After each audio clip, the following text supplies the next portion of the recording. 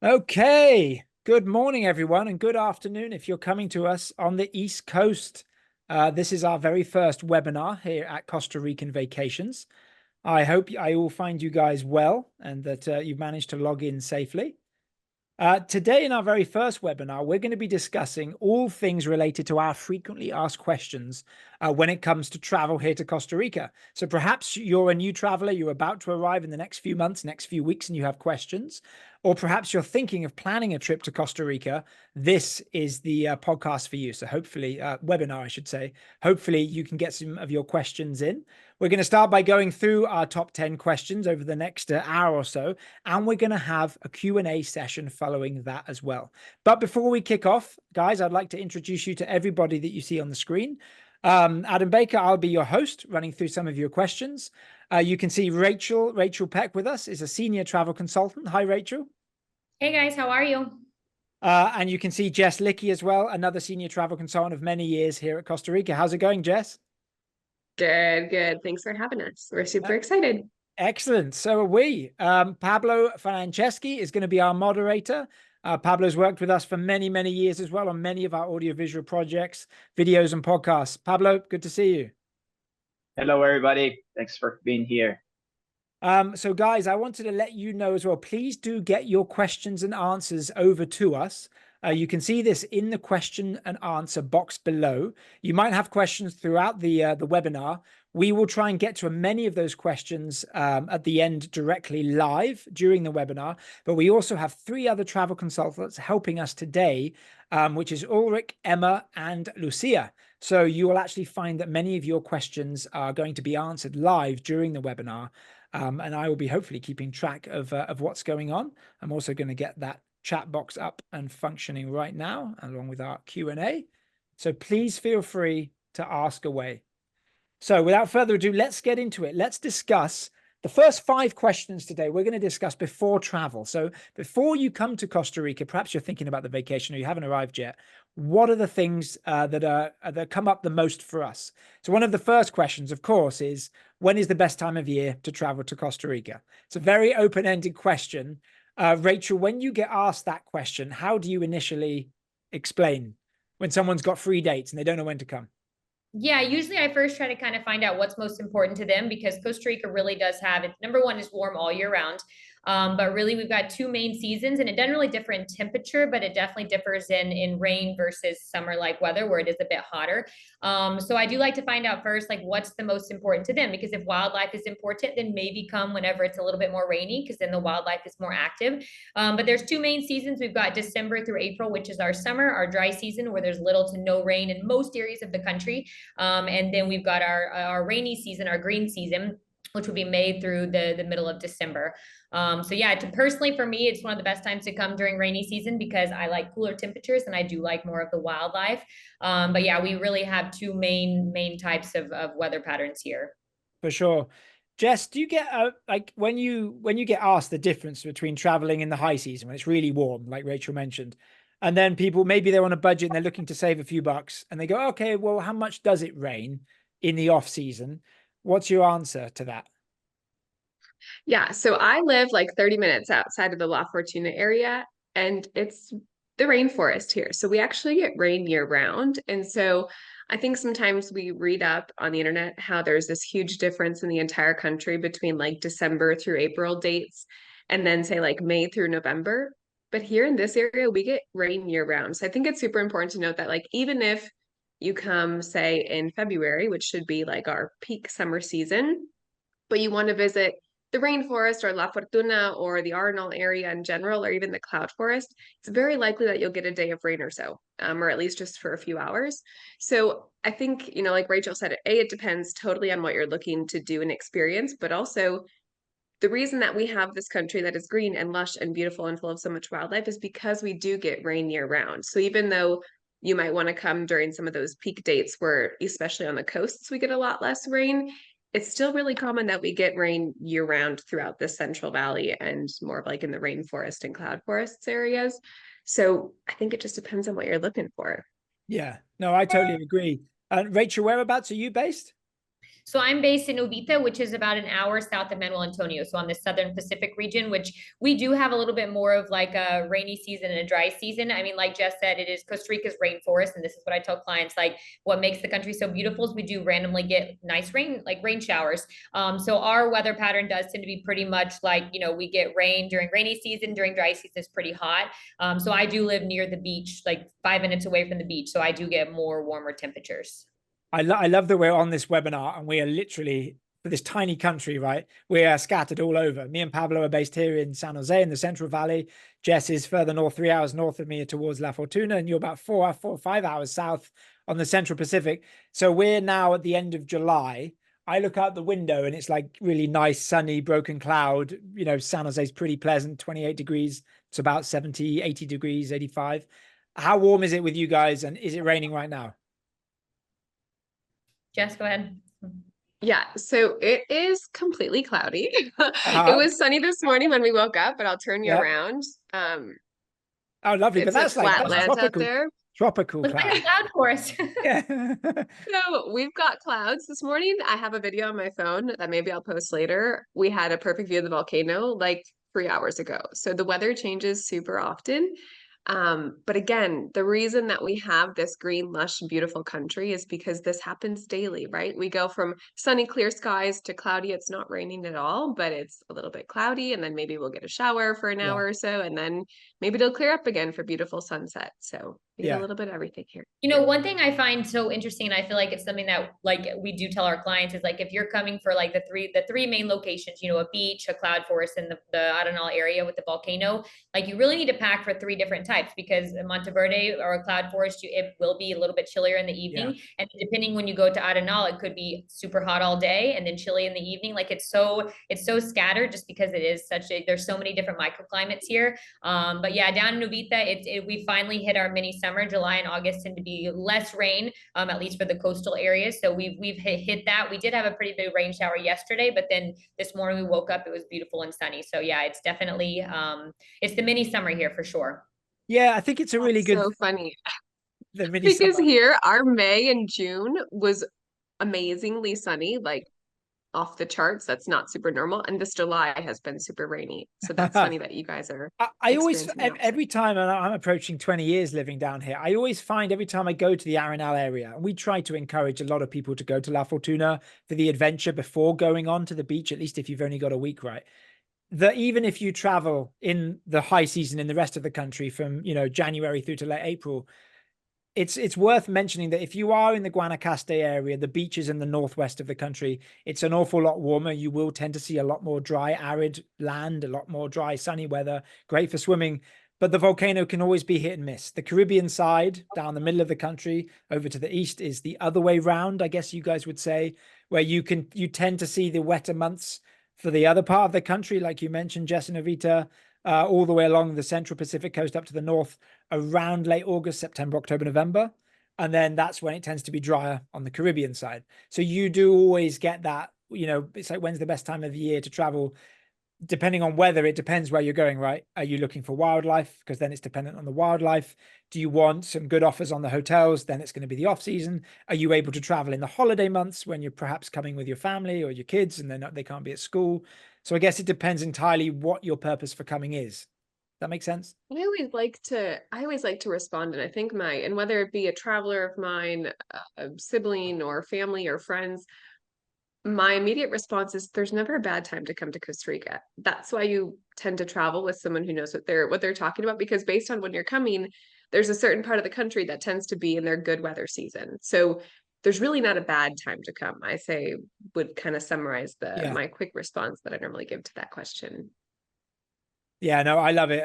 If you like wildlife as well, and you mentioned it earlier that it's so green and lush, that is part of it. You're going to a rainforest, after all, expect it. If you're going to a cloud forest, it will be in a cloud. And it does obviously make that experience so much more enjoyable. And again, I always say, I remember when I was travel consultant, come in the green season and see how rich and beautiful it is with that much wildlife and also less tourists. If you are able to travel in September and October and November, take advantage of some of the hotel promos, which are always amazing. But you are going to see lovely dry weather as well in the morning. It's not like it's a deluge of just rain, rain, rain. It's very rare. I find that that's all day. It just doesn't really happen. But yeah, great answers. It's funny because question number 2 is, what's the weather like? Now, we have articles on our website, which I'll put in the chat if any of you guys haven't been on vacationscostarica.com. We've got, I think, a page to discuss every month from January to December and how it affects in each area. We've obviously covered a lot about the weather. Is there an easy way, Rachel, when someone asks you what's the weather like, which again is a massively open-ended question, how do you summarize it? Yeah, I think we just discussed pretty in detail about it. And so what I like, back to kind of the first question, which I think we kind of maybe swapped them a little bit, but like, I think it just depends if people want budget, you know, because coming down and they're okay with a little bit of rain, like it's amazing to go to Manuel Antonio because you lay on the you know, in your hammock for a quick little siesta while the rain comes, watch the wildlife go by. So yeah, I mean, I think that for weather wise, you know, I think it's something that it all goes back to what they want to do. A lot of the time, like my people who really want wildlife, I try to get them for the OSA, even though it rains a lot, like that's when the wildlife is the most active. And so that's such a great area. I personally travel only during low season because I love that aspect of it.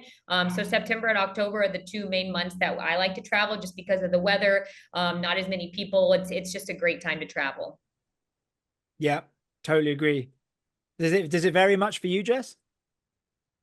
No, and I think just to piggyback off of Rachel too, like our whale watching season here is magical, like magical. And so that starts at the end of June and pretty much goes through October. And that's along our Pacific coast here, right? So like if that's something that you want to experience, may you get some afternoon rain showers, of course. But it's really special. Or, you know, some of the best times to fish here in Costa Rica, you know, from our December, January, February months, the ocean, especially on the Pacific side here, is a bit choppy. So it's not super great for offshore fishing. So I think it's just, again, and I hate to beat a dead horse, but going back to the initial thing is it just depends on what you're looking for. And if you have kids, maybe you are constrained to that December holiday time period that you have to travel. But if your dates are wide open, it really depends. You know, is it wildlife? Is it being more budget friendly? Is it having the best, you know, or most sun and best weather? So there's really not a bad time. Yeah, I definitely agree. There's no bad time to come here. Anytime you come, there's going to be benefits to what this country has. Yeah. Would you say that when you get inquiries from guests looking to travel, that most of the time they have their dates fixed and then are more interested to know about the weather when they're coming, that they don't necessarily plan around the weather, right? It's just something that's nice to know.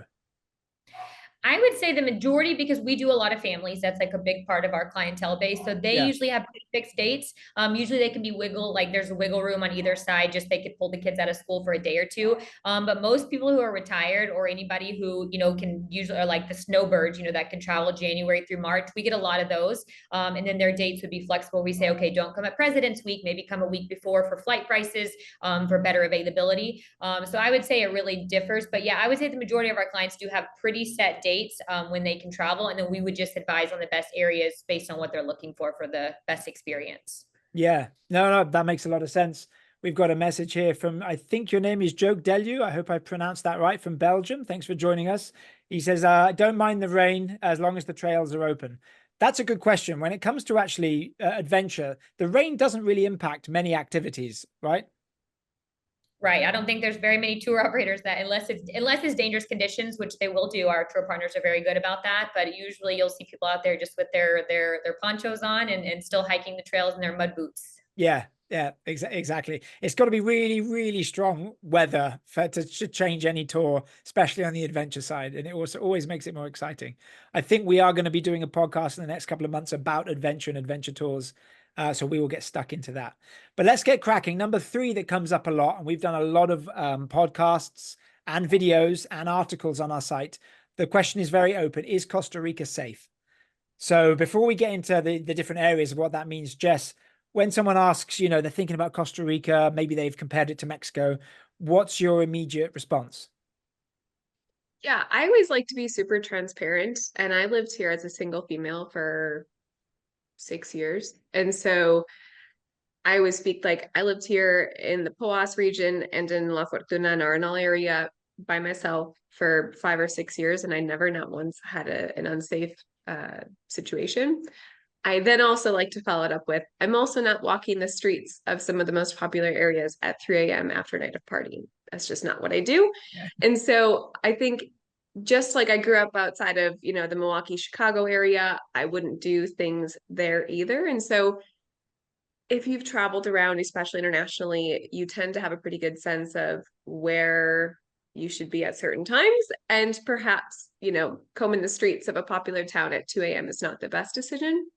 And so I never did that. And I never had any unsafe circumstances or situations that I found myself in.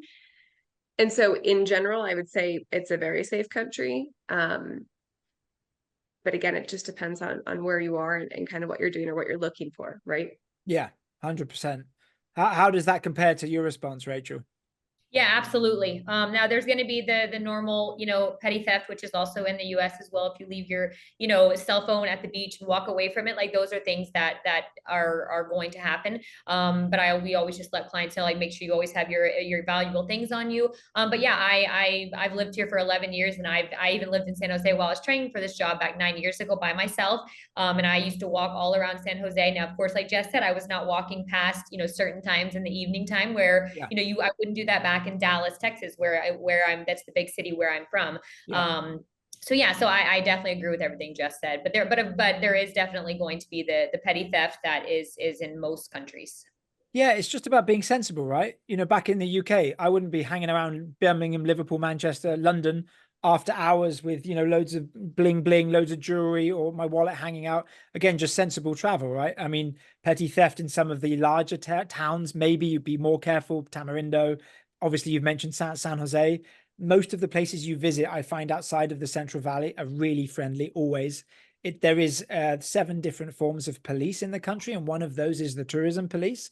The country knows the value of tourism, and they do their damnedest to keep it safe and you know, and look after as many people. And very rarely do you have such incidents. It's a very small country. People are very proud to be Costa Rican and share their country. So I always consider it very safe. Exactly like you guys, I don't hang around in the park massively late after hours doing anything, you know, crazy, or as would few people do when you're on holiday. But it's not like Jamaica, right, where you probably go down, maybe you're staying in an all-inclusive resort outside Kingston on the beach and you don't leave the property. Here, we encourage you to go and explore the national parks, go and do ATV tours, visit 2 or 3 destinations, see the country, whether you're taking your own rental car or you're taking a private transfer with a driver who's going to be keen to show you the tiny cocoa, you know, shop on the side of the road to get a drink. It's a really, yeah. You know, I think it's interesting too. I actually studied abroad in Europe for a semester, and pickpocketing was so common. And I mean, granted, this was years ago, but maybe it's changed. But I remember pickpocketing was huge. And I've never, Rachel, correct me if you've had a different experience, but like even just simple things like pickpocketing, even in some of like the top tourist destinations here, I've never had that experience, and none of my travelers have given me that feedback either. So, you know, just it feels like a safer place than perhaps some other destinations as well, with possible, you know, common crime that happens in tourist locations. Yeah, and I think one of the bigger pieces here is like just the people. You know, the people here are super safe. Like when I walk around in different places, even when I lived in San Jose by myself, I have 2 young kids as well. Like I walk around just feeling their, like, the energy and the love that they give off. And I think that's a huge piece of it. It's Costa Ricans, Ticos are very, very like loving, helpful people in general. So I think that is also, like, last year I went to Mexico twice, and the feeling of getting back into Costa Rica was like, oh, my home, like just dealing with the alone, because it's like the way that they treat you versus other countries. There's a feeling of safety and security there for sure. That's such a nice thought. I used to have that exact feeling. So before I was a resident over 10 years ago, I still had to leave the country every 3 months for my visa run, which for those of us who expat locals, you know, you pop up to Nicaragua or maybe fly down to Panama or go to Guatemala. Every time I crossed the border back from Nicaragua, and Nicaragua's a lovely place and they're lovely people, but there was always something about getting back into Costa Rica and feeling that I was just a few hours from home. And it was, yeah, just really warm. It's a really, really nice point that I still have fond memories of. As well as the safety issue, when we say, is it safe? There's also some other things aside from the petty theft and the typical questions. How strong's the sun? What about the riptides? And how bad are the mosquitoes here? Jess, what do you say to some of those things? The sun is intense. Yes. And I remember growing up, like I used to be that like super tan kid running around the pools, like all summer I would be outside. The other day, believe it or not, I was gardening. It was like a Sunday morning and it was just starting to drizzle. Like it was a very light rain, cloudy. Yeah.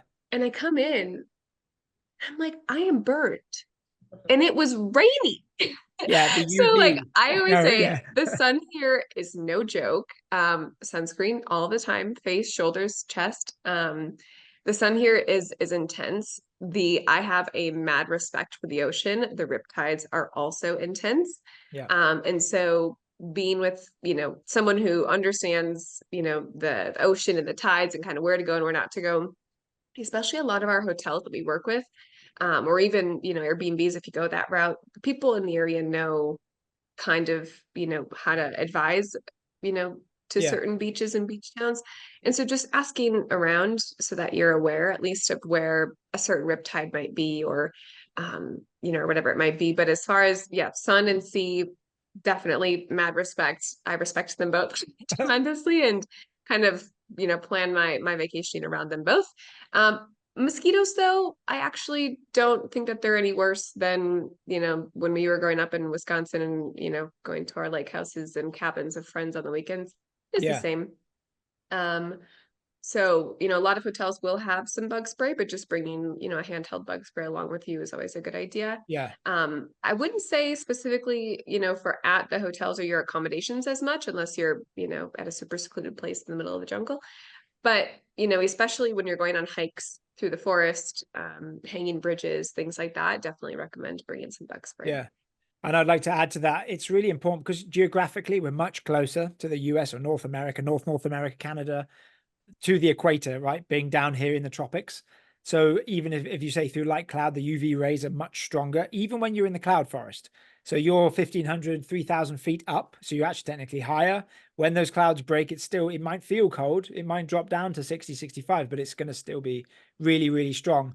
Again, as a white Brit here myself, when I'm, taking some of our kids, one of our charity programs to play soccer, man, even when it's cloudy, I'm like, in half an hour, you're going red. Don't risk it. Sorry, Rachel, do people ask you much? Obviously, you mentioned mosquitoes. There's not necessarily as bad. Maybe the rainforest is a bit stronger, especially after it's raining. I remember the transition months from May and then November, the end of the dry season and the beginning of the dry season, like the bookends. Sometimes, like the Nicoya area down in Osa Peninsula, can be quite strong. So a strong insect repellent is good. But also, how bad, and do people ask you about bugs, snakes? How serious is it in Costa Rica?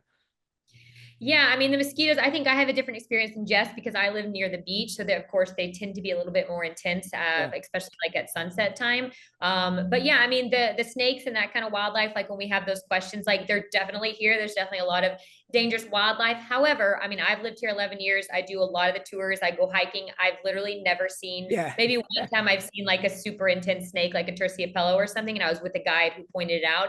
So they are definitely here. So that's why I always recommend, like when our clients are doing these tours and everything like that, to have like an educated guide with you is super, super important because they know what to look out for. If they do see one, it's really great to see it from afar because it's exciting to see that kind of stuff, especially in the middle of the jungle. But yeah, I mean, they're definitely here, but it's pretty rare to see unless you're like specifically going with a guide to look for like the eyelash pit palm viper. I've seen one of those in that, Aaron, I got to see. I know that's pretty rare. Those are, yes, they can be dangerous animals, but it's pretty rare for us to come upon them. And as long as you're with an educated guide who's going to be mindful of coming up on an animal. Yeah. I mean, Jess, in Arenal, there's a fair few snakes and some. I remember one of the stories when Will Smith was filming that terrible film that didn't do very well, After Earth. And he had a specific, two guides, in fact, whose job was simply to clean the sets and double check. And they did remove a couple of terciopelos, but they're really out there. I mean, I've traveled, like you, Jess, you mentioned 11 years. I've been here for a long time, done a lot of shoots and been on a lot of trails and hikes. It's really rare to find them, and it's quite exciting when you do because it's not as common as perhaps Australia. I know in Arenal that it can be a bit more common if you're really off the beaten path. Is that your experience? If you would have asked me 6 months ago, I would have said yes. We just built our recent house and moved in, and since moving in since last November, we've found 2 coral snakes And on the property, when our landscape guy is cutting grass, I think he's found like 3 fer-de-lands, so the tostaperos. So here, but I live in the mountains, right? Like Yeah. there's not a trail on our property.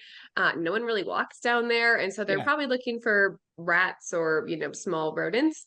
And so, if you're staying at a place that's highly, there's several people there, or it's a hotel, or a small B&B, and there's people constantly coming in and out. Yeah. Snakes, and I actually just found this out recently, they can feel the vibrations of the ground. And so if they feel something heavy coming, they actually get out of the way, because they know that even though they could probably kill you, or some of them, they Yeah. can't eat you. And so they have nothing to do with us, unless they Yeah. are feeling like, we're either getting too close to them, or if they're feeling in a defense mode, then maybe they'll be a little bit more dangerous towards us. But here in the mountains, if you were to just go hiking on your own, that's not on a trail, I'd say it's probably actually quite common that you stumble upon a snake, Yeah. whether it be venomous or not, I'm not sure. But if you're going through, or, at your hotels, or going on, tours that people go, 50, 60 people go on per day, it's probably not as common to see Yeah. snakes every day. Yeah, I think that's a really good point. You really have to be out there in terrain that's really not been explored much. And most of our tours, that's simply not the case. And a lot of people go on the different tours. In San Jose, it's really, really rare. We're a lot higher. So we're about 3,000 feet here. There's a beautiful mountain range behind me, and I love hiking. I see no wildlife ever up there, and it's got great views. So again, it depends where you are. If you are traveling to the Osa Peninsula, be prepared for amazing wildlife, and hopefully you can see some of these things. And it's usually in a very safe environment. And like you mentioned, they do try and stay away anyway. And most of the properties that at least we sell, we're talking 3, 4, 5 stars, boutique hotels, resorts, rentals, they're closed, they're built really well. You very rarely get, insects inside, right? But we are in the tropics, so randomly it does happen. And if so, just sweep them out, carefully, I guess. But it's quite rare, but very, very good. All right, well, let's move on. We got a couple more questions here. Sliding from wildlife and safety over to what should I pack? Again, I'm guessing this obviously is entirely determined on where you're going. But when someone asks you, Rachel, what's the best way to do that? I'm going to add a link in here to our video. But Rachel, what's your answer? How do I pack for Costa Rica? Yeah, so I definitely think it depends on where they're going, like you mentioned, but usually in general, I recommend like quick, light drying clothes, because it is very sweaty. You get very sweaty here while you're walking around, or either sweat or rain. So you want light, quick, dry clothing. Any sort of like closed-toed shoes, whether there's some people prefer like the Keens. I prefer tennis shoes. Like everyone's gonna have their own. I don't necessarily think, unless you're going to the peninsula, you need like hardcore hiking boots, unless you plan to go completely off grid, which is awesome to do. But otherwise, I think just closed-toed shoes are always the best way to do it. I know we talked about bug spray and sunblock earlier. I always recommend my clients, if possible, to bring it from the States, because it's really expensive here. Not as much as it used to when I first moved here, but it's still pretty pricey compared to what you can get on Amazon for a better quality for less price. So I always recommend to bring that. And if they're coming during rainy season, like bring a poncho or like a nice rain jacket just to have on all of your tours. Other than that, Costa Rica is a super casual country. So nothing super fancy, definitely, unless you're going to a nice resort and you want to have a nice dinner. But usually Costa Rica is a very, very laid back, casual country. So you don't want to walk around in, a jacket and wedges or anything like that. I mean, it is very, very laid back. So Yeah. You made a really interesting point there, which is when people ask me, a lot of people love to hike, and maybe you come down and you're always asking about how long are the hiking trails. I find in Costa Rica, when you're doing hiking, you really have to go inside the national park, and it's probably quite a confined space. There are some that are really expansive. If you go to the Monteverde Biological Reserve, you could hike for 3 hours around the whole loop. If you're in Osa, you're probably spending 2 or 3 days specifically for that, and that's a real intense experience. Otherwise, they're smaller trails. And like you just said, you don't need to pack those really heavy, well-built hiking boots with ankle support that are completely waterproof, that are going to really, put more weight in your bag. Closed hiking trainers, like light hiking shoes, are really good. And obviously for your feet, perhaps not to get wet or to be dirty. But that's something that I remember used to come up. Jess, what about you? Would you add anything to that? Yeah, I pretty much live in like leggings and tank tops. whether they be like short leggings, you know, like the compression pants, Yeah. just because like Rachel said, they dry quickly.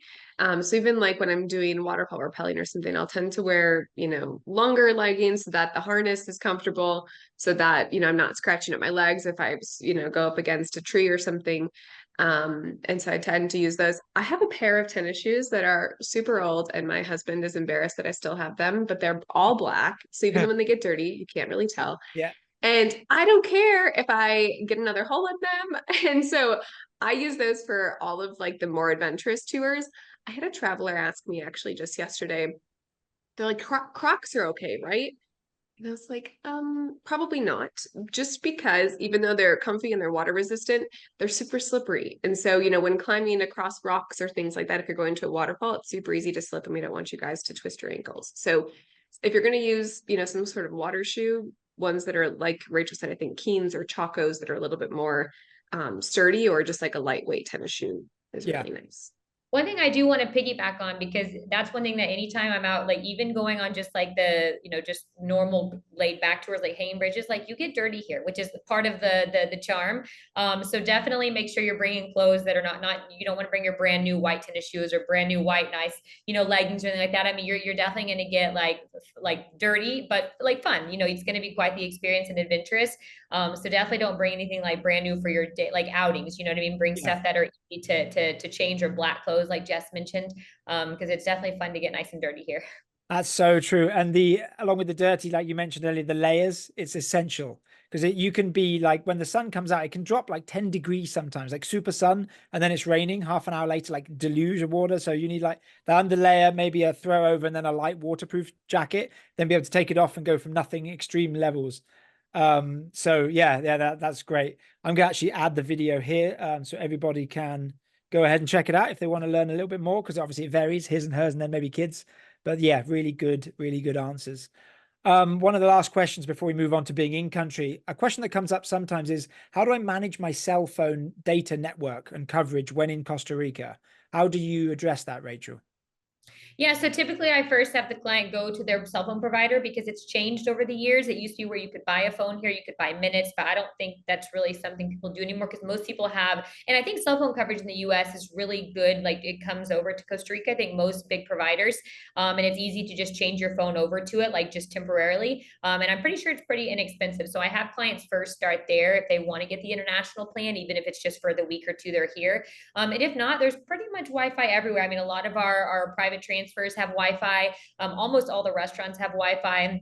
Of course, all the hotels that we work with anyway will have Wi-Fi in the main area, and then usually in the room. So you can use, you know, WhatsApp, FaceTime, email, you know, text message if you have an iPhone. Like you have full accessibility to your phone in the majority of the places. But if you want like full-time, you know, have your phone on you at all times in case you're still having to work, I definitely recommend looking at an international plan through your provider. And if you really want to, I don't know how it works anymore, but you used to be able to buy minutes that you can just put onto your phone. I think your phone has to be, Jess might know more, Adam, you might know more, but I think your phone has to be unlocked in order to do that. But I don't know, that might be, I'm not sure. Yeah, in my case, that's a good question. If your phone is unlocked and not connected to a network, you can buy a SIM card when you come down. I think there is one of the providers, Colby is a local provider in the airport, but you're probably going to want to get through and just get out to your location quickly.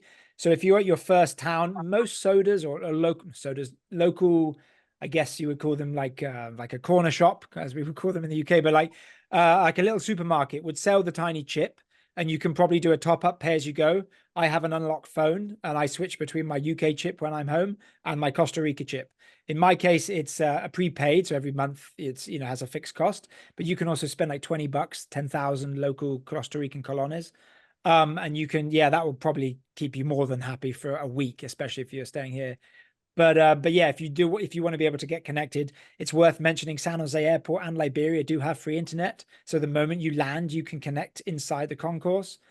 So you'll be able to get onto Wi-Fi pretty quickly. Some of our drivers also occasionally provide that, not everywhere.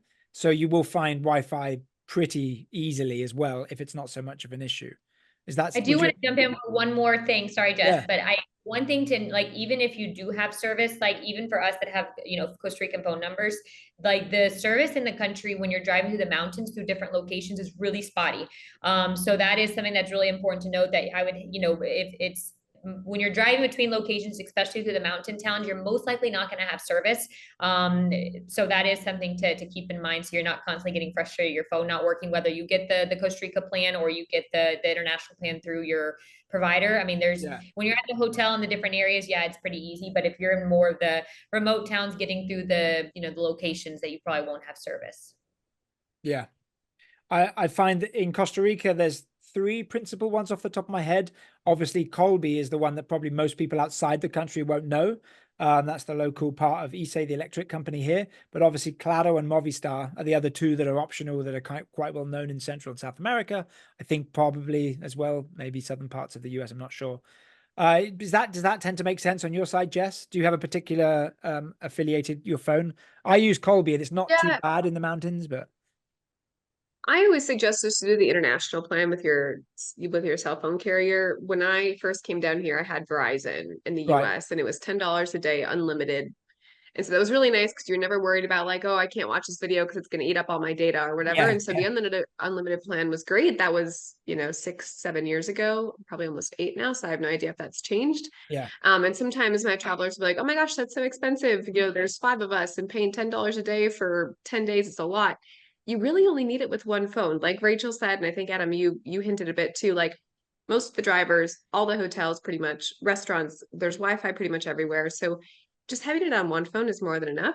And similar to calling your banks to let them know about your credit cards and that you're going to be international, we would suggest the same thing for your cell phone carrier. So if you do that international plan, just call up your cell phone provider and say, hey, I'm going to Costa Rica for 10 days. I might, initiate this international plan, because you can turn it on one day and turn it off the next if you see that you don't need it. And then there's nothing worse than getting here and having your phone carrier be like, oh no, this is fraud, and not, or whatever, not being able to allow you to use that international plan. So just giving them a heads up in a call is something we recommend too. Awesome. Good. Great info. Hey, before we move on, I'm going to throw a quick one in there. We're doing really well for time, but I know that this does come up sometimes. Should I purchase travel insurance before coming to Costa Rica? What do you think, Rachel?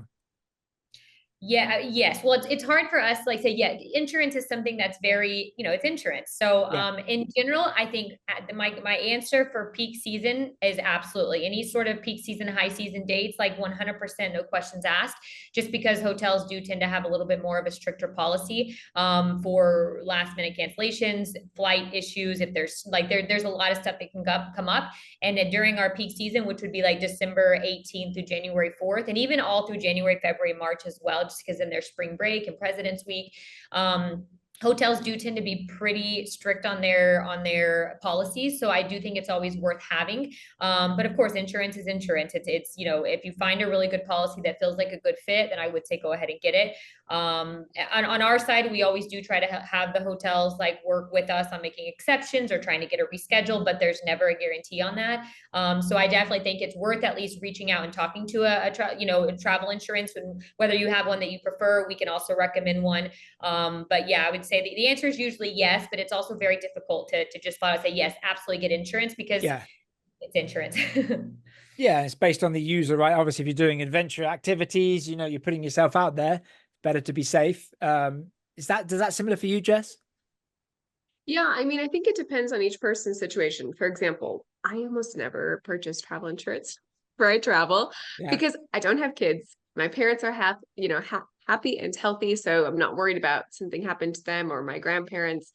Because I feel like whenever we have travelers that need to cancel, it's not because they just don't want to come anymore, right? It's because my father-in-law passed away or something happened that's outside of their control. And so knowing your own personal situation and saying okay, is there a chance that this trip needs to be canceled or postponed? Is my kid in a sport that might make it to the finals or a certain competition that I might need to change these dates for? I think Rachel hit the nail on the head. Any peak season travel dates, the hotels, they don't care if there's a big snowstorm in Chicago and you can't get out. They don't care. They can't resell their hotel, one day to the next. And so they're going to have to penalize you. So I personally don't do it very often, but that's just because of my personal situation. I think if you're traveling with kids, you never know what's going to happen. If you have older parents, it's a really good idea. Or if you're traveling from an area that has uncertain weather, is it a hurricane season where you live or close to where you live or where your layover would be going through? you know, just knowing kind of your personal situation and if there's a chance that things could, you know, be delayed or canceled on your end, and that would require, you know, then be an in-country cancellation that we'd have to penalize for. Really good points. As a semi-recent new father and a parent, I made that mistake of I didn't really make any insurance ever when I bought flights or travel insurance. Recently wanted to go to Spain with my family, tried to book it 6 months in advance for the best prices, and then realized that wasn't actually possible. And then it was a nightmare trying to get any money back from the plane. And you're like, okay, so now you've got kids, it's a game changer. Better to be safe. You know, maybe you pay for that fee where you can change the flight without a cost. Even those decisions. So I think, like you say, based on your own individual circumstance, makes a lot of sense. Excellent. Okay, well, before we move on, I just want to give a big shout out. We've got some questions flying in, which is great. We will address some of those questions in around 20-25 minutes when we wrap up here. Thank you to Emma, Ulrich, and Lucia. I can see you guys are answering questions, doing a great job. I'm giving some detailed answers there as well about tipping, which we're going to address very shortly. So guys, if you do have any more questions, Q&As for us, we will address them later on. And if you have any ideas about future webinars you would like to see us present and discuss in more detail, please do let us know, because I'm planning this monthly webinar all the way up to Christmas into the next year, and we will go into detail. If you're enjoying this and want to listen to more, please jump onto our YouTube channel for our podcast, Costa Rica Travel and Living, which we'll get a link up for as well, so that there's going to be additional questions related to traveling as well as living. So maybe there's some questions that go into more focus about working with us or just the country in general. So you can jump along, follow, give us a like and a subscribe, and you will never miss one of those episodes. So let's keep going. We are now thinking about in-country and during arrival. We're going to start with a couple of topics related to money, credit cards, exchange, tips, etc. So Jess, let's kick us off. When people ask, can I use my credit cards and how much cash should I take with me? What's the best way to move forward there? Yeah, so I use, again, we all live here. I use my credit cards pretty much everywhere. The only times, and I am so bad about keeping cash on me, and the only times I'm like, dang it, I should have brought cash, is when I go to like the local feria, so like the local farmers market or anything that's super local. They oftentimes won't accept credit cards. Tipping, right? So we always suggest tipping your drivers, tour guides, cleaning ladies at the hotels or wherever you're staying. And we kind of have a different guide for that. But all restaurants, hotels, any local establishment will accept credit cards. And so again, giving your bank a heads up, like, hey, I'm going to be traveling internationally is something we highly recommend, and seeing if you have like a certain limit, because some banks and credit cards do have certain limits, especially in international travel.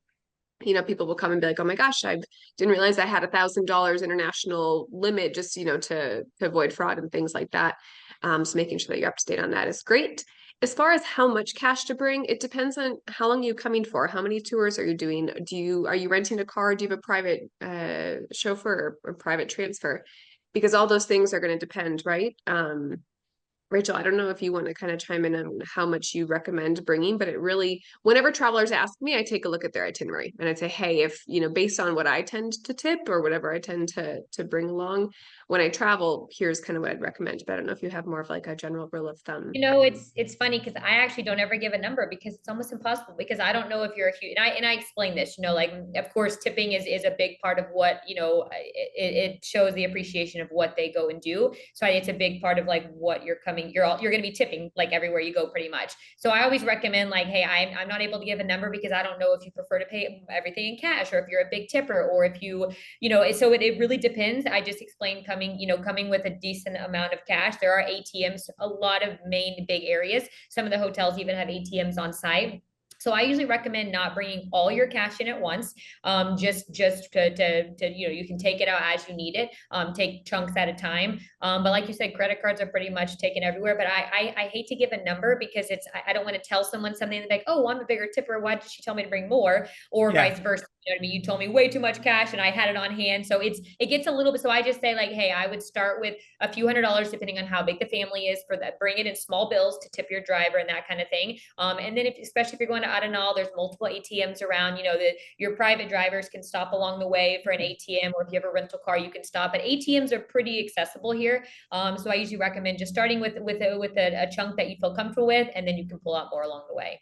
I think it's also super important to note that restaurants here include a 10% service fee. They call it service fee or servicio. That's a tip. So that legally goes directly to the wait staff. And so here culturally, you know, when ticos go out to dinner, culturally they don't leave an additional tip because that 10% is what covers, you know, the server's tip. And so again, if you go somewhere and you're like, oh my gosh, Jose from this hotel was so amazing and he really took care of us, and Rachel, maybe if you have kids and you're like, you know, they did a really great job and they knew that, you know, one of my kiddos loved the strawberry juice and every morning he had that prepped and it was really like a personalized service, and you're like, I really want to show my appreciation for that, by all means, that's totally fine. But culturally, tipping is not super common. Yeah. I want to go, so I'm going to hijack the webinar because this next question is kind of tagged onto the same thing and it used to really annoy me. And we're going to go into tipping a little bit deeper after this question, but it's exactly the same where number 2 is, where can I exchange money? So before you guys answer, I'm going to give my opinion because I have a strong feelings about banks and exchange rates, and then you can jump in.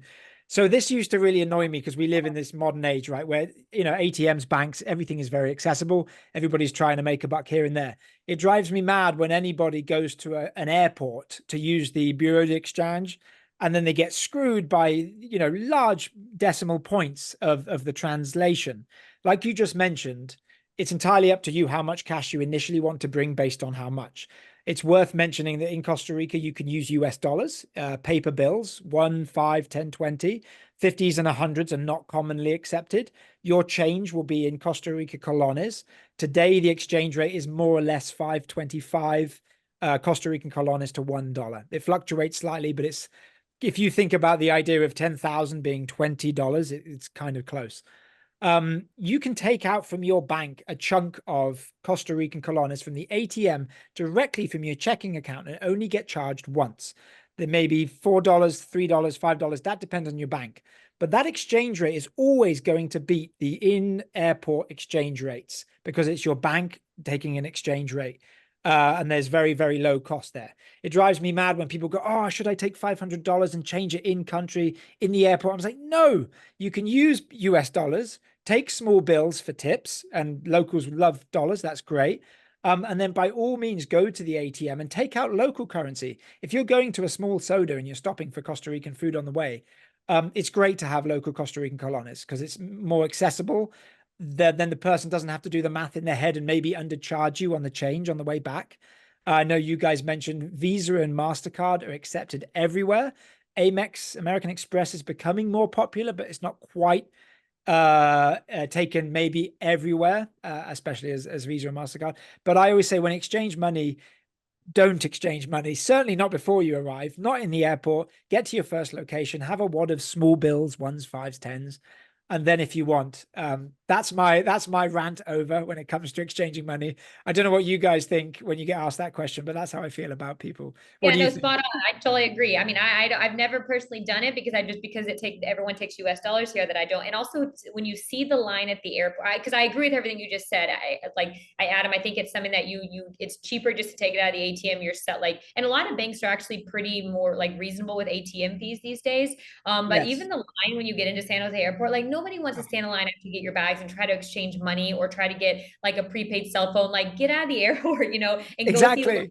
Go see the country, to get out of the airport. And so, yeah, I never recommend exchanging money because once you pay, $10, $20, you're going to get the local change back. And that's how you can tip it. So, and that's also part of the experience, paying the US dollar, get the colorful, beautiful money back. You know what I mean? Because Costa Rica colones are very beautiful bills. So, I say the exact same. I think all that's changed, right? Because go back even I'd say 8 to 10 years ago. And yeah, the airport was a great place to exchange money. It was a great place to get the prepaid cell phone. Yeah, back in the day. It used to be a great resource, just like using taxis used to be great, but now Uber is so popular. And so I think it's a little bit more modernized now and there's a better way to go about it. Yeah. Good. I'm really glad that we're aligned because I'm like, I'm in the airport and I see people changing. Maybe if you're going to a really far out country, somewhere obscure where you know you're going to be in the middle of nowhere when you arrive, perhaps that's necessary and you have to use local currency. But because of Costa Rica's economy that uses the US dollar and the colon, it makes it super easy, right, to get around. So yeah, let's jump in straight on to how do I tip drivers? Jess, you touched on it when it comes to tipping in restaurants. Essential piece of information. 10% is always included. It's not like the US. The service is generally very good. They also get a very fair wage working in a restaurant providing that service.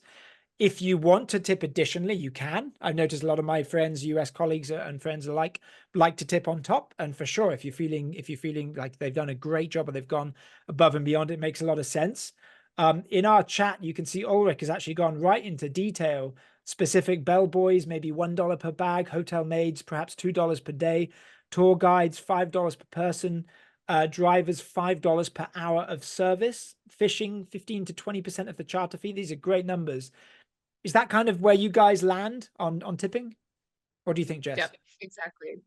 Exactly. Yeah. And I think if Ulrich's got it there written down, that's a great guide. I've had people come back and they're like, the bellmen are making, they're not making a great wage, and how is only $1? And it's like, it really depends, right? Because some bellmen do a really great job, and they also give you a tour of the property. Some of them literally just, drop off your bags and head out. So tipping is so relative, and it also, I think, depends on where you're coming from, and what the tipping culture is there, with what you feel most comfortable with. So I don't think there's a really wrong answer, and I don't think that people always, Costa Ricans, I don't think they always really expect it, or a certain amount. I think anything you give on top of, Costa Ricans make a pretty decent salary, and so anything you tip on top of any service is a great way to appreciate their service.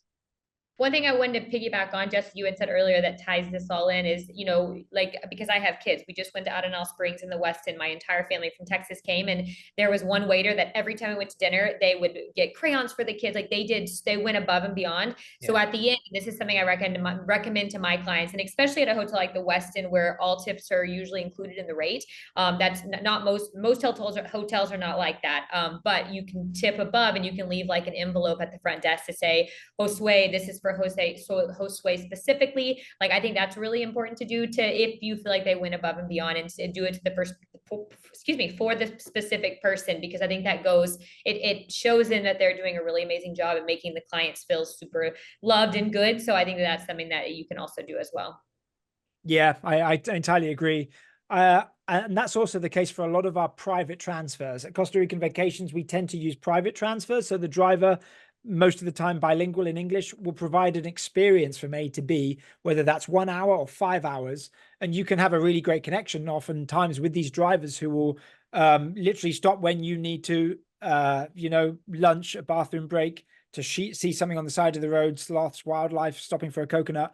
Those kind of experiences that do take, they're paid for their job and they do a great job, but you probably have a better connection. Whenever we look at our reviews and we read them through, a lot of the times the drivers come up because they've spent so much time. And that's really nice when you think about $5, maybe per hour. That's a great tip. $20 for a 4-hour transfer, maybe more if you wish. But they've enjoyed that experience as well. So really, really good feedback. And yeah, do check the Q&As there if you want a bit more of a breakdown. Fantastic. Going on to driving, segue into something, the last two questions that come up a lot. What are the roads like in Costa Rica? So before we discuss driving times between A and B, because it can be quite a lot, on the map it looks really small. But Rachel, how do you explain roads in Costa Rica in that same sentence to people? Yeah, so this one that comes up all the time, because a lot of people are used to going to Mexico, where you fly into Cancun, you're at the hotel in 20-30 minutes. Costa Rica is not like that. But it's also part of the charm, because then you get to drive through the little towns and see the local vendors on the road and see the crocodiles, off the bridge. So yeah, I mean, the roads here, they're definitely in better condition than they were years ago. I remember when I first started this job, like having to explain, you're going to hit potholes, all that, it's going to be dirt roads to get to Monteverde. Like the road system over the past 3 or 4 years, I feel like they have put a lot into the road system here, the infrastructure.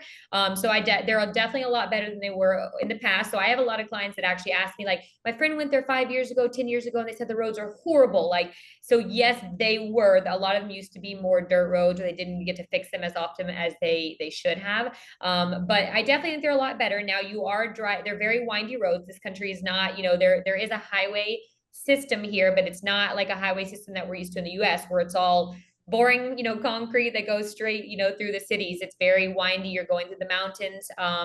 You're passing through by the national parks. So yeah, it is, the roads are in good condition. I mean, they're definitely going to be bumpy and windy. A lot of people get car sick, which is something that's important to mention. But the transfers are part of the experience, if you're able to do it. But usually if you're doing coastal towns, it's pretty straight shot, once you leave San Jose. But if you're driving anywhere to the volcano or to Monteverde or Cloud Forest, you're going to be driving through some really fun, windy roads.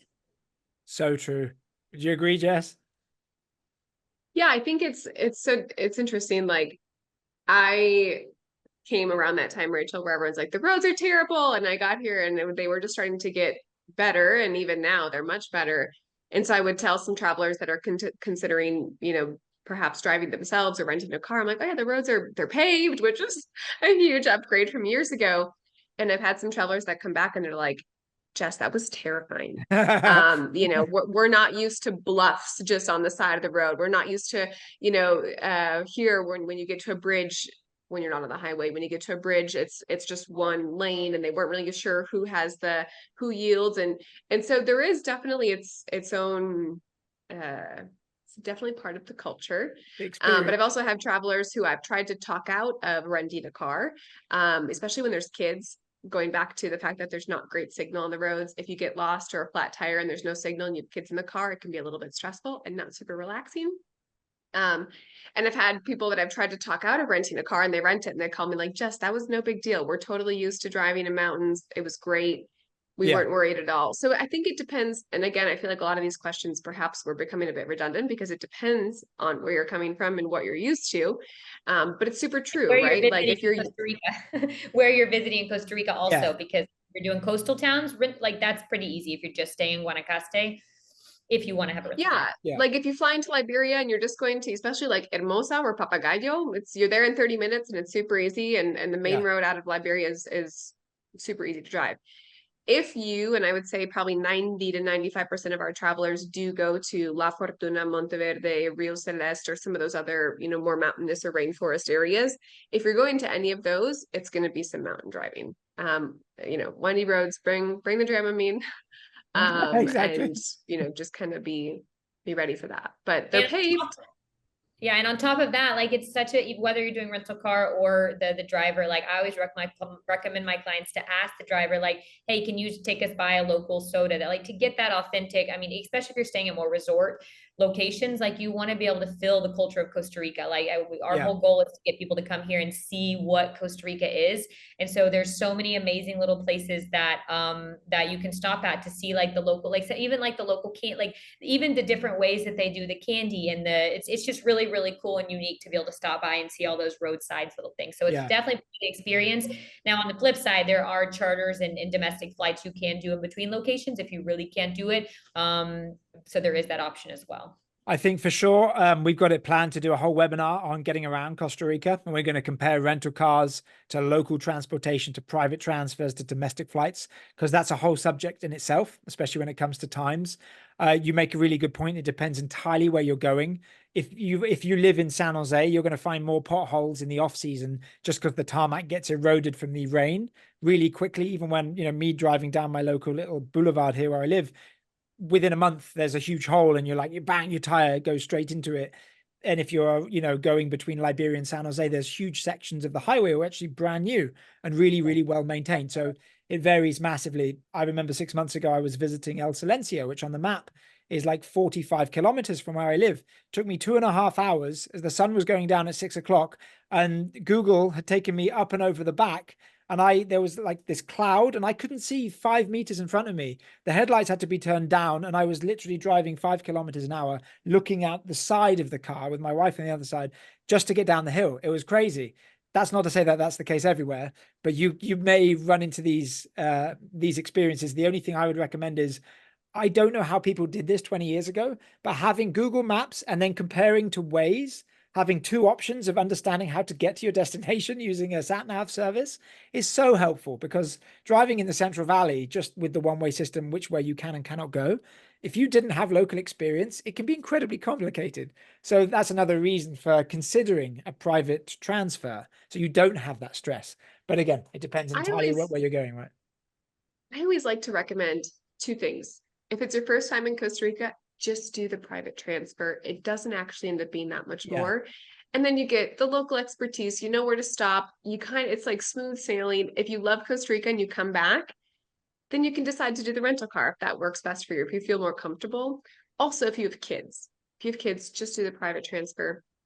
It's going to be a lot easier for you. You know, and he's going to know where to stop along the way, and if there's a road closed or there was a landslide, or and those things, I think, with kids kind of get elevated. It's one thing if Adam and Rachel, you guys have kids, so maybe it's different, but Rachel, if you and Adam, or Adam, you and not this Adam, your husband Adam, we're driving around, and it was probably, you're like, okay, we'll just go another way. But if you've got kids in back and they're like, wait, what happened? Where are we? And then it gets a little bit stressful, right? And so I think if you've got kids or it's your first time in Costa Rica, just do the private transfers. It's a lot. Yeah, one way to like kind of sum it up exactly. I always say to clients, like, rental cars are totally doable. Like, it's easy. You drive on the regular side of the road compared to like US and stuff. Like, there's no differences there. But it's a total adventure. So if you're like wanting an extra adventure on top of your adventure coming to visit, like, okay, check it out. But it's definitely that. It's definitely an adventure. Like, you have to be able to roll with whatever you have to roll with the Pura Vida, what comes up all the time.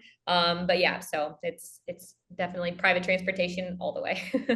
Excellent. Really, really good questions there. We've covered, that's actually 10 FAQs. We did have one more, which I think I'm going to discuss on the next webinar, which is driving times, because there's a lot of destinations. You can check online as well. We can cover from San Jose to Arenal, Liberia to the beach, Mount Antonio, Osa. We can get lost with that. So make sure to check out one of the future webinars for specific ways of getting around the country. We're right on time now, coming up to midday here in Costa Rica, currently on Mountain Time. For those of you on the East Coast, possibly coming to the end of your lunch, and those of you watching live, we've got a number of cool questions. So I'm going to jump into some of these FAQs. What I'm going to do is I'm going to share our FAQ playlist on YouTube. I'm going to leave this here in the chat for everybody. Thanks, Pablo, for providing that. So if you guys want to go into more detail and you want to jump down a rabbit hole, we've covered a lot of these FAQs in video format and on our site. Here's the link in the chat to everybody. Now, let me go back to a couple of questions that we got asked today. Some of these questions have come up and they've been answered by some of our travel consultants in-house here as well. One of our guests from Belgium, as mentioned earlier, Rachel, I'll ask you this. Emma got back, but the question is Corcovado National Park a good idea to travel to at the end of November, beginning of December? And what can they expect? I mean, there's definitely a very high chance of rain daily in the afternoon. That's the time that I live like pretty close to the OSA. So if we're going to do a quick weekend trip, that's where we go. And I usually travel during October, November time period. I would say it's a good, it is an amazing time to go down there because there's not a whole bunch of people down there. So you can hike the Corcovado Park and not feel like you're going to run into a bunch of people. In general, expect some, rain, whether it's in the morning for a few hours or in the afternoon for a few hours. But yes, if you're not afraid of rain, I would say that it's an amazing time to go down. On the other side, depending on what property you look at, most of the properties we work with do have AC. It does get super warm down there, very humid. So if you're going in March, I would definitely recommend looking at a hotel with AC. But if you're going November and December, it's going to be nice temperatures, with the rain, especially if it rains in the evening time, the breeze will come through the wherever you're staying. I think it's a great time to come. Just know that most likely there's going to be, rain showers scattered throughout. Yeah. I love the end of November, December, because like I mentioned, it's like this transition before the country gets crazy busy first. Like those 2 peak weeks around Christmas, New Year are a nightmare just because there's a lot of people in the country. It's getting really nice. But also there's less rain than there was in September and October. The whole country is in bloom. Everything is massively green. And it's kind of a lull, right? There's not too much tourism because it's not particularly a holiday season, especially the week after Thanksgiving. Great time of year to come. We got a question here from Kay Ellers. Hopefully I pronounced your name correctly. Jess, this one's for you. Is one pair of tennis shoes and one pair of sandals sufficient? Guess it depends what you're doing, right? I was going to say, man, it's the same response I give. It depends. Yeah. How many tours are you doing? Are you going waterfall rappelling, whitewater rafting, and hiking as well? Because then probably not, right? Because you have to give your shoes some time to dry. Or giving them to the hotel, that still takes time, or wherever you're staying to dry them. So probably not. But if you're going to an all-inclusive resort on the beach for a week, probably, right? And like maybe you want to add in a nicer pair of sandals to kind of dress up one night Yeah. too. So I'd say in general, probably, if you're maybe doing one adventure activity, one water activity, and some time at a resort, that's probably plenty. I normally travel with, one pair of sandals, one pair of tennis shoes, and then maybe like one cuter pair of shoes that I don't necessarily want to wear next to the hot springs, but I'll wear if we go out to dinner one night or something. Yeah. So I'd say probably, but if you're doing tons of water activities, your shoes are going to be getting wet often, or depending on what time of the year you're coming, maybe not. Ulrich has a good answer. Also suggest a pair of water sandals. So obviously, if you are doing the water activity, you can save your tennis shoes to keep them dry. And from someone who's done a lot of sports and soccer, use newspaper at night. That will suck up all the moisture. We should do a whole other webinar on travel trips. Travel Yeah, tips. because things don't dry super fast here. That's one thing, No. because it's so humid. It's not, I mean, yeah. AC and lots of newspaper or paper, get out that water if you've got wet tennis shoes. Let's have a look. So I've got another question from our friend in Belgium, Joke Delu. Can you leave your luggage not visible in the trunk of a rental car when visiting something, or is there a chance that there's a break-in? If it's a rental car, do you put everything in the trunk of the car? So I guess that's the idea of where it depends where you're going, right? Because there are some areas where those thefts can be a bit stronger. Santa Teresa, I've heard of stories of people having their car broken into. Pablo right here lost a lens a couple of years ago and a bunch of camera equipment. That was hidden away. I think it depends, because you can park in many places where it's going to be totally fine. Hotel, restaurants, popular hotels, restaurants outside, La Fortuna, Tamarindo, Mount Antonio, probably okay. Pablo, Adam, I will suggest to hit it before you get to the place. Like, don't do it in the parking lot. Because they're always watching in case there is somebody there wanting to rob people. Yeah, they might be in the parking lots, but usually safe if they don't see you putting the stuff inside the trunk. So you want to do it before you head out of whatever is your hotel. And when you get to the parking, you just get out and you don't leave anything visible inside the car. That would be my suggestion. 100%. I've heard similar stories in San Jose. Don't know what you guys think, Jess. I actually just had this conversation yesterday with a traveler who's already booked his trip. They're coming in December, and he's spending his first night in San Jose because they get in kind of late. And then the next morning he's going to Monteverde, and he's like, we want to take advantage of the day, but we can't check into our hotel until I think it's like 2 or 3. He's like, am I okay? And they're going to go do the El Tigre waterfalls in Monteverde. He's like, can I just leave my luggage in the car? And I said, why risk it? Right? Like, yes, you probably could, and there's people there, and they may have like a watchie or something that's there watching, all of the cars. But why risk it? Why don't you just stop at your hotel? Most hotels will have bodegas or storage units. Drop off your luggage and then continue on your way. Like my response is always, why risk it, right? Unless it's like something if you're bringing camera equipment, for example, to a place to use, well, then it's not going to be staying in the car. Or maybe you're going to the grocery store after you've done that, you leave it in the car. That's a little bit different, but there's really no reason to risk it. And if you're staying at an Airbnb, a rental, a villa, a hotel, most of them will allow you to, or they will keep your luggage if you want to go run around and do some activities and take advantage of the day. So my suggestion is just don't risk it. It's a really interesting point, and she goes on here, she's chatting with Emma, is that she's thinking of doing a driving round trip. So some of those trips in the car will be maybe stopping off at a waterfall, parking the car in between locations, and then going down to a location. We like the Llanos de Cortez waterfall is very beautiful. That's a larger car park, and usually you mentioned watchie, the local word for like a watchie man, a watching person who's protecting that. When it's a more secure environment, like those kind of parking lots with somebody watching the cars, it's probably safer if you don't really have a choice. But if you're really off the beaten path, like you say, don't risk it if you can afford not to. And then if you can't, like Pablo says, at least hide the stuff, really far out the way in the trunk and then lock the car. I guess that's the best way to go, right? Yeah, or take the things that are most valuable with you, you know, Yeah. but I agree with Jess, like when possible, I've had something happen to me in the 11 years of living here that it just happened back in December and it was in my car. So one thing that I like but on the flip side, like rental cars are becoming more of something that they're watching a little bit more because it's easy to get into them. But I do want to say though, when we have private transportation, the drivers will stay with the luggage. So I think we're talking about two separate things here. For rental cars, I probably wouldn't recommend it like Jess says. Just take it to the hotel. They can hold your bags. If you're doing it like what Adam said, the client is going in between locations, like I would just take your most valuable things with you. And if it's just stuff with like if they're going to try to break into a car, just from personal experience, they're not taking the big suitcases because that's just full of clothes. They're usually trying to take your smaller purse, your smaller backpack that might have more valuable things. So just take those with you. But again, with private transportation, if you're stopping to do something, the driver will always stay in the car with your stuff protected. So I feel like there was two things that because with the private transportation, the luggage is very safe.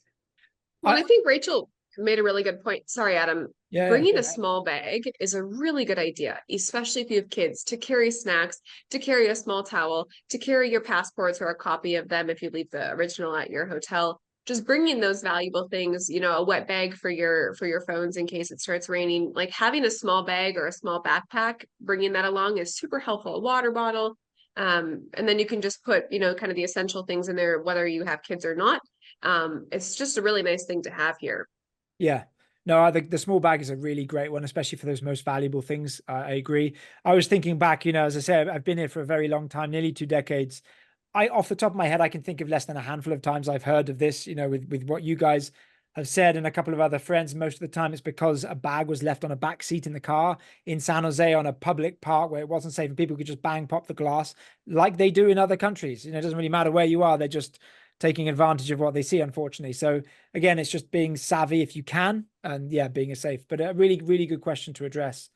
One last thing I want to add, Adam, regarding this question is that if you're in San Jose or in any place in the GAM, which is the Central Valley, to stop, or if you want to come for any reason, just use the park. If you're renting a car, use the private parking Official places. parking lots. There's a lot of parking available everywhere in town. Don't let the car in the side of the street in San Jose. Never. And it was easy to find, and you can stop by and go and take a walk and meet the town center of San Jose. There's like, I don't know, like 10 in that area. So and they're super inexpensive. Like it's not exactly. like a couple of bucks. Yeah, it's very exactly, and it's worth doing for sure. And it's a good point, and it's the same tip for everywhere else, really. Wherever you go to an off the beaten path restaurant, that restaurant will probably have a small parking lot, and you can most of the time keep your eyes on the car whenever you're having lunch. So it's just easier for you to have that peace of mind, especially if it's a rental car and you don't want to have to worry about that as well. Excellent, great feedback. I will ask you guys also, Kiela's, she asks, or he asks, I'm not entirely sure, he or she, should we bring our own water bottles? What do you think, Rachel? Yeah. I mean, I think, I'm always about not doing, you know, extra plastic water bottles here. Water is very safe to drink here pretty much everywhere. So I would say bring your own reusable water bottles and you can fill it up. Most of the hotels have reusable water stations, and they even like if you just go up to the bartender and ask them to put, you know, water and ice into yours. But yeah, I would definitely recommend bringing your own. Now our private transportation will have like water bottles and stuff for you, like just the plastic ones that you throw away. But it's, you know, to not have to do extra plastic, I think it's really great to bring, you know, one bottle per person. That's becoming more popular as well. I mean, obviously a very eco-sustainable friendly country. A lot of hotels, some of the higher end hotels may offer biodegradable water bottles. Maybe there's an extra fee, or they have their own ones that last longer, lifelong water bottles that you can purchase. But yeah, if you have your own one, I think that's pretty popular. A couple more questions before we wrap up. Thank you, Laura G. There's a question here, Jess. What's an off the beaten path adventure activity that most tourists don't know about? Perhaps your hidden gem that you love to recommend. That's a good one. Jess, you have a good one, and I don't know. Maybe you don't want to What's share. that? You have a really good one in Arenal. Which What one's is that? those? Which one? Like the one that where you can take a picnic and go park with a view of the lake and the volcano in the background. Where not So in Castillo, sorry, I just started raining here and I still have all my windows open, so I can't hear as well. In Castillo in La Fortuna is a great one. So that's, you can see like Lake Arnold with volcano in the background. If it's nice out, there's some really great sunsets over there. There's also El Salto, which is there in Fortuna, which is like a little small waterfall that has a rope swing, is really fun. Of course, I live in La Fortuna, so mine are going to be over here. But there's also the ecological park in La Fortuna, which has really nice hiking trail and like a blue lagoon that also has a rope swing. Oh, it's not cheap. Nice. Okay, El Castillo, and that sounds. I haven't been to either one of those places. See, these are the questions that we want to know about. That sounds fantastic. We have a question from Wendy here. Rachel, what is the best type? What are the best type of offers you can expect, and when should you look to book them? So, say you're on a budget, you want to take advantage. When would be a good time to book, and when might you be traveling because of those deals? Well, when in doubt, like 9 to 12 months plus in advance, because really and truly, like the way the availability is, and I've been with the job pre-COVID and post-COVID. Yeah. Pre-COVID, it wasn't, I mean, I would say maybe 6 months was the best time to do it. Even during like July, August months, which you could usually book 2 or 3 months out, you can still do it. But in order to get the most, like the best bang for your buck, the best value, the top property within your budget, within your wants, to really like tie together the perfect itinerary for you as an individual, I would say like 9 to 12 months. It doesn't matter when. Now, of course, if it's low season, if it's September, October, maybe 4 to 7 months out. And I know these are big windows. It's hard to plan that far in advance, but Yeah. really, I try to explain this to clients. Like, I would love to be able to offer you the most ideal itinerary, but if you're coming to us, 2 to 4 months in advance, it's not, I mean, it's going to still be an amazing itinerary, but it's not going to be exactly what we're looking for, just because availability does book up really quick. I think if you're looking for the best deals, definitely don't look at peak season, which would be December 18th to January 4th. That's going to be the most expensive and the busiest time. And honestly, like, it's not as enjoyable to come. Yes, the weather's amazing, but there's so many people. All the hotels will be sold out. I get it, because certain people have specific dates they can travel. But if you can have flexibility in your dates, I would say, 6 to 9 months in advance. And then if you're wanting to look for the best deals, I would say those off-season months, which is like May, sometimes June, will have some great specials. And then September, end of August, September, October, November. Fantastic. Yeah, and lots of those deals, especially September, October, November, you'll find a lot of 3 for 2s and 4 for 3s. And when you combine those deals together with certain hotels, you can get 2 days free on a week vacation. You're paying for 5 and you get 7 nights. Yeah, and a lot of agencies like ours will get special exclusive deals as well, where it's super important that you wouldn't get it going to the direct website, because they rely on us to hopefully send business their way. And these are great hotels that offer, these great specials. So I think working with an agency that can help get you the best deal is probably the #1 factor on really getting the most bang for your buck. Yes. No, And I totally think too, agree. sometimes like my travelers, and this is maybe going back to what we were talking about before about like the best deals or the best time to travel. I always say that there's a kind of a sweet spot. And again, this is just when, I as a travel consultant, I'm working with my travelers, because I don't know if this is the general rule, but May is a really great sweet spot. And like you said, Adam, end of November is really great too, beginning of December, like before December 15th, because that's when we can take advantage of some of those free nights or discounted rates, early booking rates, depending on when you're booking. Tours tend to be a hair cheaper too. There's smaller crowds, and the weather is kind of in like that shoulder season where it's not quite the rainy season, but it's also not quite the summer. So there's fewer people and still decent weather. And so I think that's a really great time to take advantage of too.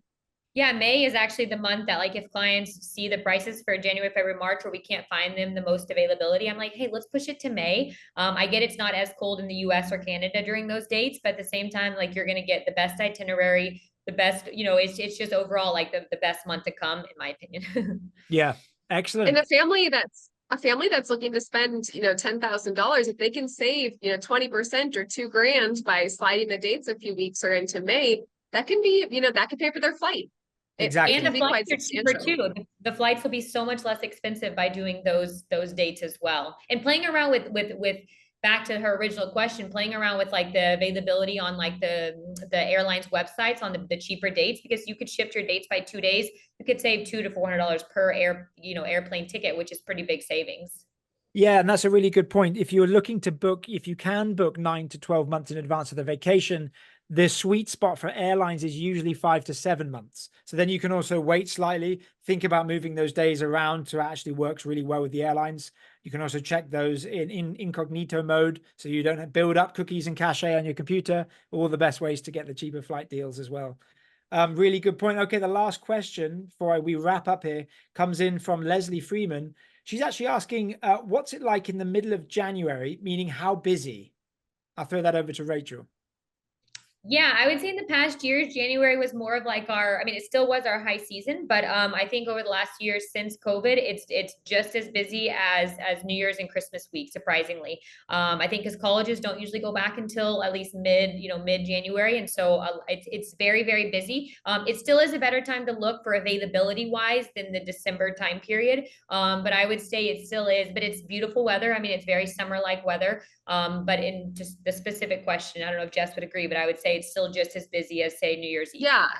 And again, I just had this conversation this week with another traveler who it's 3 older women. They're all retired. They're like, we want to come in summer. We want to come between like January and March, but we don't want to overpay. We want to be around smaller crowds if it's possible. And so for me, there's again a sweet spot between like the second week of January and before President's Day week.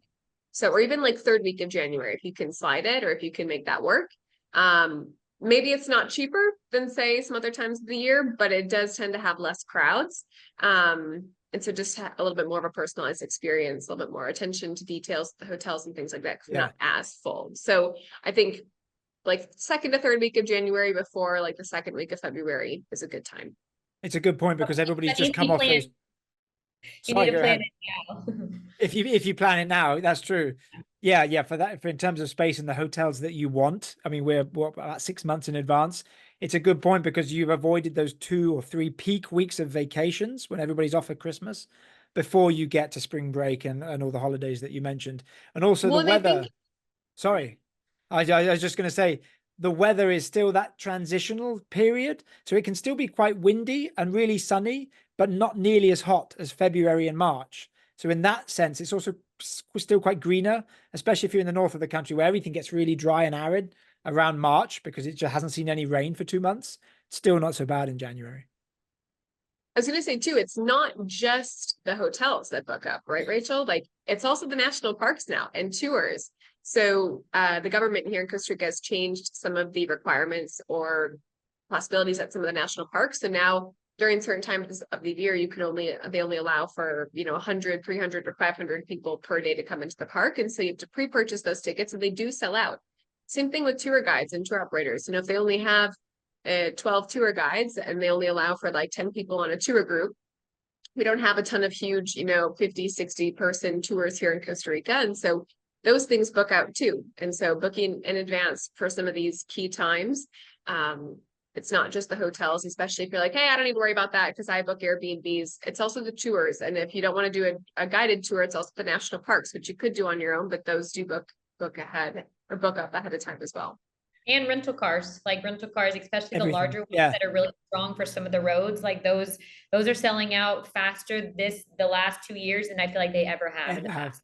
It's crazy. Costa Rica continues to grow, which is lucky, and it's a beautiful country to share, and we're excited to share this with you. But we have some really exciting webinar topics to cover in detail about getting around Christmas, high season, when to book, one of the best promos. There is so much to cover. So I'm looking forward to doing that more with you guys. Well, first of all, thank you very much, Rachel and Jess, for taking the time out of your day to chat with us. It's been great.